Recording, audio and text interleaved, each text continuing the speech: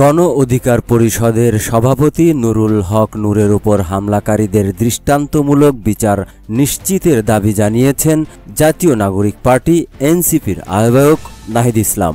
রবিবার চীন সফর শেষে রাত 11টায় ঢাকা মেডিকেল কলেজ হাসপাতালে চিকিৎসাধীন গণ অধিকার পরিষদের সভাপতি নুরুল হক নূরকে দেখতে গিয়ে এ দাবি জানান তিনি। ঘটনাটা আমরা চীন থেকে শুনতে পাই। জাতীয় নাগরিক পার্টি এই হামলার প্রতিবাদ জানিয়েছে এবং এটা আমাদেরকে উদ্বিগ্ন করে তুলেছে পুরো জাতিকে।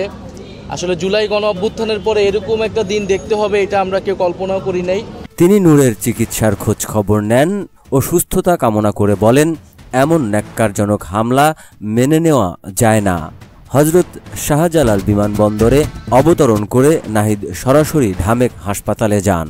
এ সময় আরও উপস্থিত ছিলেন এনসিপির উত্তরাঞ্চলীয় মুখ্য সংগঠক সার্জিস আলম, যুগ্ম আহ্বায়ক আরিফুল ইসলাম আদিব, যুগ্ম সদস্য সচিব মশিউর রহমান, জয়নাল আবেদিন শিশির ও সংগঠক নাহিদ উদ্দিন তারেক প্রমুখ।